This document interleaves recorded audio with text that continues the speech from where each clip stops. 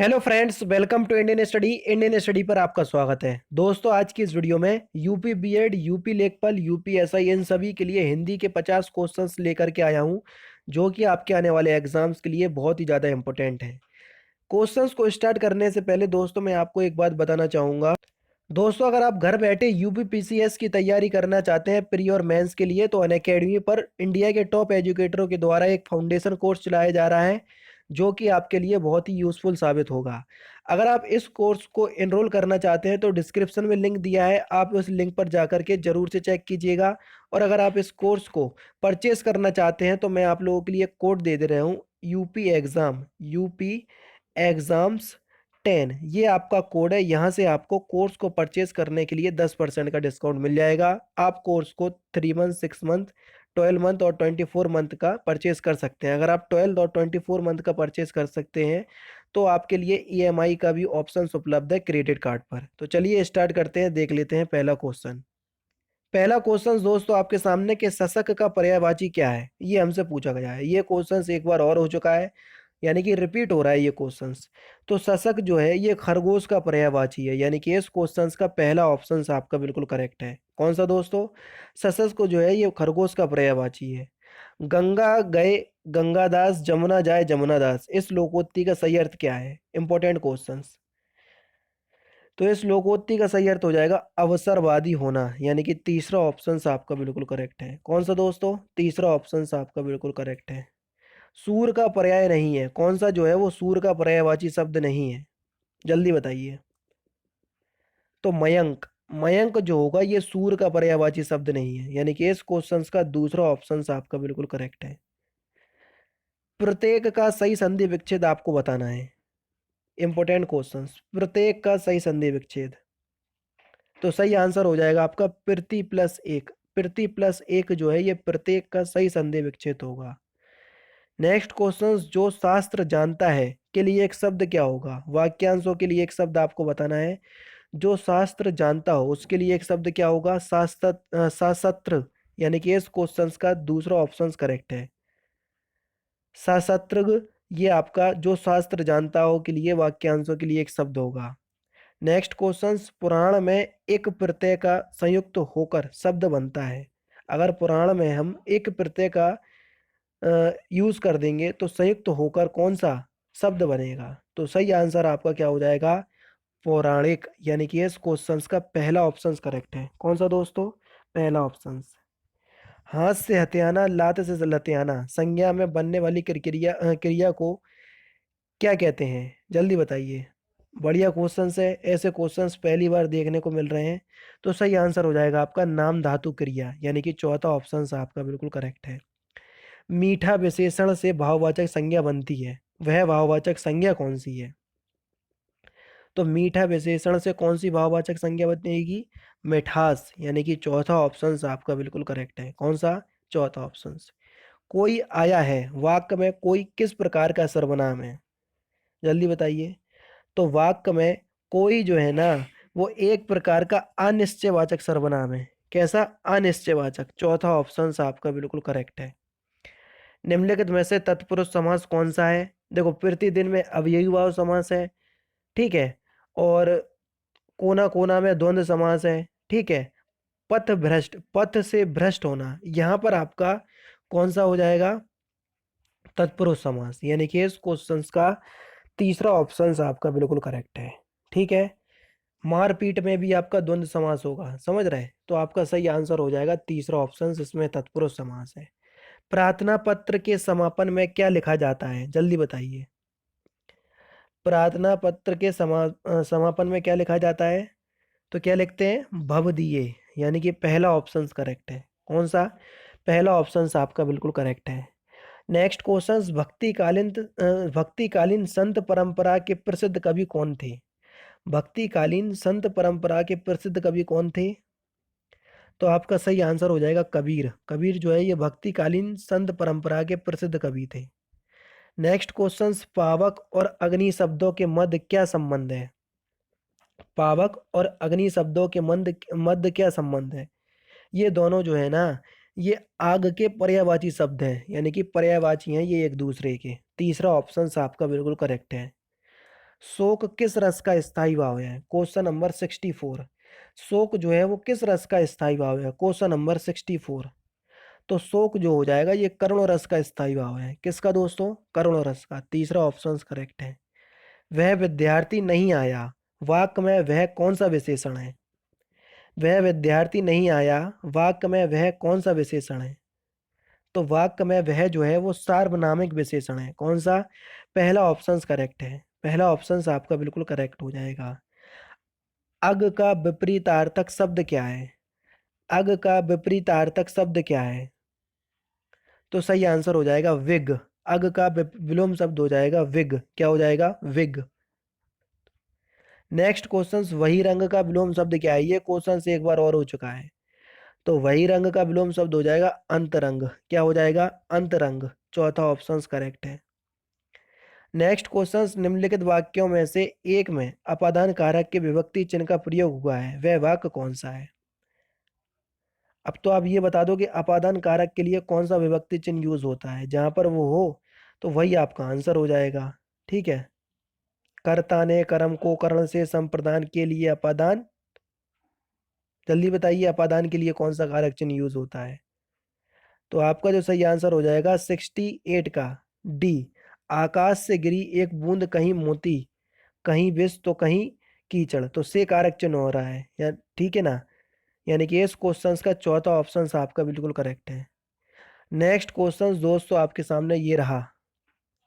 अच्छा, यहाँ पर से कारक चिन्ह तो है, लेकिन कर्ता ने कर्म को करण से, करण में भी से आता, लेकिन करण कारक में जो से कारक चिन्ह आता वो जुड़ने के लिए आता और अपादान में अलग होने के लिए। देखो आकाश से अलग होगी तभी तो बूंद जो है वो गिरेगी, तो इसलिए यहाँ पर अपादान कारक है। समझ रहे हैं? स्फूर्ति शब्द का तद्भव रूप क्या है? स्फूर्ति का हमको तद्भव रूप तो बताना है कि तद्भव रूप तो क्या हो जाएगा।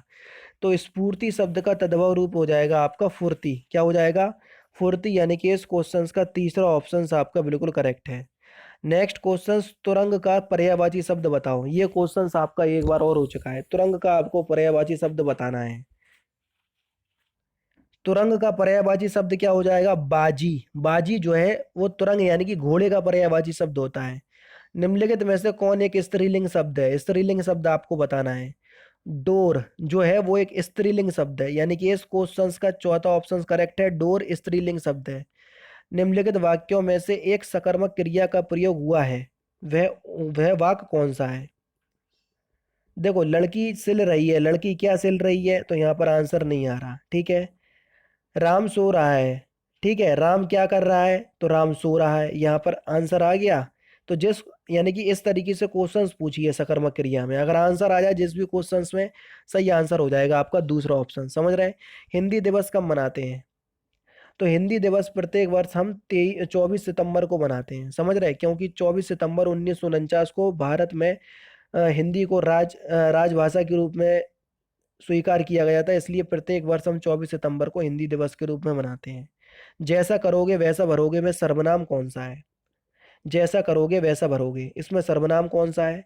तो इसमें आपका संबंधवाचक सर्वनाम है। चौथा ऑप्शन करेक्ट है। कौन सा? संबंधवाचक सर्वनाम। छा के बारे में सही नहीं है। कौन सा वाक्य जो है वो छा के बारे में सही नहीं है? छा जो है वो एक कंठ ध्वनि है। नहीं भैया ये गलत है, क्योंकि का वर्ग का खा गा घा ड़ा, ये का वर्ग जो है ये कंठ से बोले जाते हैं, जो जिसमें छा आ नहीं रहा। तो यहाँ पर ये गलत हो जाएगा। भवानी का पुल्लिंग शब्द आपको बताना है कि भवानी का पुल्लिंग क्या होगा। तो भवानी का पुल्लिंग शब्द हो जाएगा भव। भव जो है ये भवानी का पुल्लिंग होगा। चौथा ऑप्शन करेक्ट। उत्पत्ति की दृष्टि से हिंदी शब्द समूह को कितने वर्गों में बांटा गया है? तो उत्पत्ति की दृष्टि से हिंदी शब्द समूह को 5 वर्गों में बांटा गया है। पहला ऑप्शन करेक्ट है। कौन सा? पहला ऑप्शन आपका बिल्कुल करेक्ट हो जाएगा। नेक्स्ट क्वेश्चन, जो कठिनाई से प्राप्त किया जा सके शब्द समूह के लिए एक शब्द क्या होगा? जो कठिनाई से प्राप्त किया जा सके, तो आपका सही आंसर हो जाएगा दुर्लभ। जी हाँ दोस्तों, जो कठिनाई से प्राप्त किया जा सके के लिए एक शब्द हो जाएगा दुर्लभ। यानी कि इस क्वेश्चन का तीसरा ऑप्शन करेक्ट हो जाएगा। नेक्स्ट क्वेश्चंस, वे शब्द जो विभिन्न पदों, वाक्यों अथवा वाक्य खंडों को जोड़ते हैं क्या कहलाते हैं? तो उनको हम कहते हैं समुच्चय बोधक। क्या कहते हैं दोस्तों? समुच्चय बोधक कहते हैं। तीसरा ऑप्शन आपका बिल्कुल करेक्ट है। नेक्स्ट क्वेश्चन, किस वर्ग के व्यंजन अंतःस्थ व्यंजन कहलाते हैं? ये क्वेश्चन इंपॉर्टेंट है, आपके एग्जाम में पूछे जाते हैं। या वर्ग यानी कि या, रा, ला, वा, या, रा, ला, वा, ये जो आपके व्यंजन है इनको हम अंतःस्थ व्यंजन कहते हैं। यानी कि चौथा ऑप्शन आपका बिल्कुल करेक्ट है। निम्नलिखित में से कौन सा शब्द भाववाचक संज्ञा नहीं है? क्वेश्चन नंबर 81, जल्दी बताओ कौन सा शब्द जो है वो भाववाचक संज्ञा नहीं है? बेईमान, ये एक भाववाचक संज्ञा नहीं है, यानी कि गुणवाचक संज्ञा है ये। तीसरा ऑप्शन करेक्ट। निम्नलिखित में से कौन सा गुणवाचक विशेषण नहीं है? जल्दी बताओ, गुणवाचक विशेषण नहीं है। तो बहुत जो है वो एक गुणवाचक विशेषण नहीं है, यानी कि इस क्वेश्चन का पहला ऑप्शन करेक्ट है।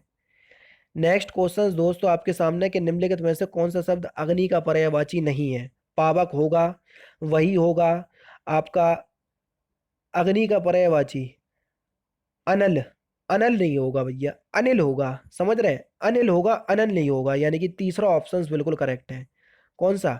नहीं, अनल भी होगा। अनिल तो हवा का पर्यायवाची होता है, सॉरी भैया, अनिल हवा का पर्यायवाची होगा, अनल आग का पर्यायवाची होता है। अमी, अमी जो है ये अमृत का पर्यायवाची होता है, तो ये बिल्कुल ठीक हो जाएगा। समझ रहे हैं, मैं इसको अनिल समझ बैठा था। समझ रहे हैं, तो हालांकि सही आंसर हो जाएगा चौथा ऑप्शन, क्योंकि पावक भी होगा, बही भी होगा, अनल भी होगा। ठीक है ना। अमी जो है ये अमृत का पर्यायवाची शब्द होता है। सूत शब्द का तत्सम क्या होगा? सूत शब्द का तत्सम क्या होगा? तो सूत शब्द का तत्सम होगा सूत्र, यानी कि तीसरा ऑप्शन करेक्ट है। आध्यात्मिक शब्द का विलोम शब्द क्या होगा? आध्यात्मिक का हमको विलोम शब्द बताना है, तो आध्यात्मिक शब्द का विलोम शब्द होगा भौतिक, यानी कि चौथा ऑप्शन करेक्ट है। कौन सा? चौथा ऑप्शन। नेक्स्ट क्वेश्चन दोस्तों आपके सामने, रिक्त स्थानों की पूर्ति करें, कभी भी अपने मित्र की उन्नति पर फिल इन द ब्लैंक्स ना करो।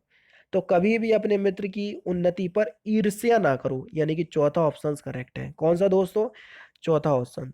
नेक्स्ट क्वेश्चन, कौन सा शब्द बिल्कुल शुद्ध है?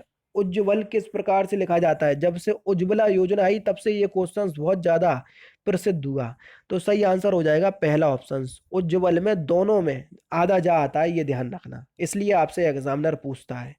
नेक्स्ट क्वेश्चन, जब मीरा पढ़ती है तो मोहन सोता है, रचना के आधार पर वाक्य का प्रकार बताइए।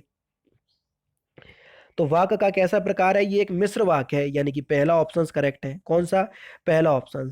नेक्स्ट क्वेश्चन, सांझ होते ही पक्षी अपने अपने नीर को लौट आते हैं, वाक्य में रेखांकित वाक्य स्थान पर सही शब्द का प्रयोग कीजिए। नीर के स्थान पर क्या आएगा सही शब्द? क्योंकि वो डार्क हाईलाइट शब्द है, तो नीर के स्थान पर क्या आएगा? नीड़ आएगा, यानी कि तीसरा ऑप्शन करेक्ट। नेक्स्ट क्वेश्चन, निम्नलिखित में से कौन सा शब्द अशुद्ध है? जल्दी बताओ, अशुद्ध, अशुद्ध शब्द आपको बताना है। विशिष्ट आपका गलत लिखा हुआ है, पहला ऑप्शन आपका बिल्कुल करेक्ट है। दुरुपयोग शब्द में किस प्रकार का उपसर्ग यूज हुआ है? और आप सभी लोग जानते हैं उपसर्ग किसी भी शब्द के आगे लगाए जाते हैं जबकि प्रत्यय पीछे। तो दुरुपयोग में दुर उपसर्ग का प्रयोग हुआ है, तीसरा ऑप्शन बिल्कुल करेक्ट है। धर धर्मावलंबी शब्द किस प्रकार निर्मित हुआ है? जो धर्मावलंबी शब्द है इसका सही संधि विच्छेद आपको करना है, या किस प्रकार ये निर्मित हुआ है ये शब्द? सही आंसर हो जाएगा धर्म प्लस अवलंब प्लस ई, यानी कि तीसरा ऑप्शन करेक्ट है। आन प्रत्यय से बनने वाला शब्द कौन सा है? प्रत्यय किसी भी शब्द के पीछे लगा होता है, आन प्रत्यय से। तो देखो, लगान, लगान में आन प्रत्यय आ रहा है, इसलिए तीसरा ऑप्शन करेक्ट है। नेक्स्ट क्वेश्चन आपके सामने है, जिसकी लाठी उसकी भैंस में लाठी और भैंस संज्ञा शेष दोनों शब्द क्या है? तो शेष दोनों शब्द जो है ना ये सर्वनाम है। जिसकी लाठी उसकी भैंस, जिसकी और उसकी, ये सर्वनाम है। समझ रहे हैं, शेष यही तो बचे हैं, तो इन दोनों की बात हो रही है। लाल से निर्मित होता है लाली, तो काले से निर्मित क्या होगा? तो देखो, लाल से निर्मित होता है लाली, तो काला से निर्मित हो जाएगा आपका काली, यानी कि इस क्वेश्चन का कौन सा तीसरा ऑप्शन बिल्कुल करेक्ट है। रोना का सकर्मक रूप क्या होगा? तो रोना का सकर्मक रूप क्या हो जाएगा? रुलाना, पहला ऑप्शन करेक्ट है। आवाज उठाना मुहावरे का सही अर्थ 97, सिंपल है। आवाज उठाना मुहावरे का सही अर्थ हो जाएगा विरोध करना, यानी कि चौथा ऑप्शन करेक्ट है। कौन सा? चौथा ऑप्शन करेक्ट है। षडानन शब्द का संधि विच्छेद क्या होगा? षडानन शब्द का संधि विच्छेद क्या होगा? तो षडानन शब्द का संधि विच्छेद होगा सट प्लस आनन। तीसरा ऑप्शन करेक्ट है। कौन सा? तीसरा ऑप्शन बिल्कुल करेक्ट है। गाकर खाकर क्रियाओं को क्या कहते हैं? गाकर खाकर क्रियाओं को क्या कहते हैं? गाकर और खाकर ये दो क्रिया हैं, इनको क्या कहते हैं? इनको कहते हैं हम पूर्वकालिक क्रिया। यानी कि पहला ऑप्शन आपका बिल्कुल करेक्ट है। कौन सा? पहला ऑप्शन आपका बिल्कुल करेक्ट है। और लास्ट क्वेश्चन है 100 वाला क्वेश्चन के एक वाक्य अशुद्ध है, उस वाक्य का चयन करना है। तो इस क्वेश्चन का आंसर आप लोग कमेंट बॉक्स में बताएंगे मुझे, तो आपके टोटल 50 क्वेश्चन हो जाएंगे। इस 50 क्वेश्चंस के टेस्ट में आपके कितने नंबर आ रहे हैं जरूर से आप लोग मुझे कमेंट बॉक्स में बताइएगा, और साथ ही साथ इस 100 वाले क्वेश्चंस का भी आंसर दीजिएगा। और जो लोग यूपीपीसीएस की तैयारी करना चाहते हैं तो डिस्क्रिप्शन में लिंक दिया है, उस लिंक पे जाकर के जरूर से विजिट कीजिएगा। तो दोस्तों फिलहाल की वीडियो में सिर्फ इतना ही। अगर आपको वीडियो पसंद आए तो प्लीज़ दोस्तों वीडियो को लाइक कीजिए, शेयर कीजिए, और साथ ही साथ हमारे चैनल को सब्सक्राइब करना ना भूलें, क्योंकि मैं रोजाना इसी तरह की वीडियोज़ आप लोग ये लाता रहता हूँ। नमस्कार दोस्तों, जय हिंद, जय भारत।